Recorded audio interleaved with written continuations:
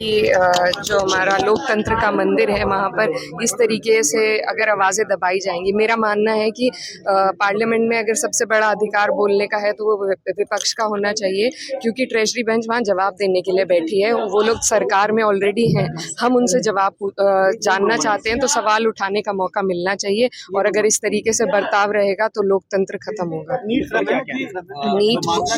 NEET के साथ साथ बहुत से ऐसे पेपर लीक्स जो हुए हैं और जो मैल प्रैक्टिसेस लगातार हमें देखने को मिल रही हैं एग्जाम्स के लिए, तो बहुत अफसोसजनक है और इसमें सरकार को जवाबदेही बनती है। सरकार को जवाब देना चाहिए कि कैसे वो इस चीज़ को बेहतर करेंगे।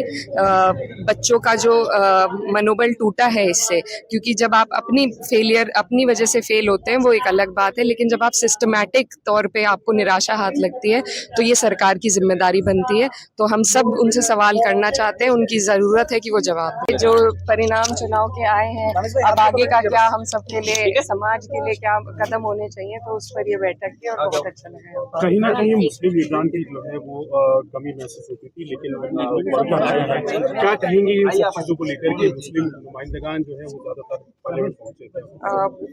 जितने भी पहुंचे हैं तो सभी को मुबारकबाद, और हम सबकी ये कोशिश रहेगी कि हम इंसाफ कर सके अपने कंस्टिट्यूएंसी के लोगों के साथ, चाहे वो मुसलमान हैं या नहीं है।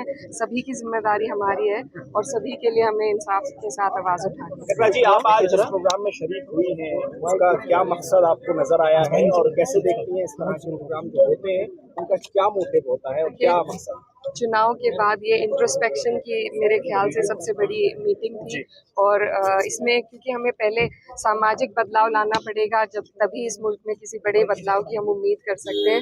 तो उसी के लिए ये मीटिंग थी, और मुझे उम्मीद है कि यहाँ से बहुत बेहतर हमें सबको सीखने को मिलेगा और आगे बढ़ने के लिए। 2 शपथों का खासतौर से जिक्र हो रहा है। एक वो शपथ जिसमें असदुद्दीन ओवैसी जी ने कहा जय फिलिस्तीन यानी फिलिस्तीन जिंदाबाद, और दूसरी शपथ एक और जिसमें कहा गया जय हिंदू राष्ट्र। आप इन दोनों को कैसे देखते हैं?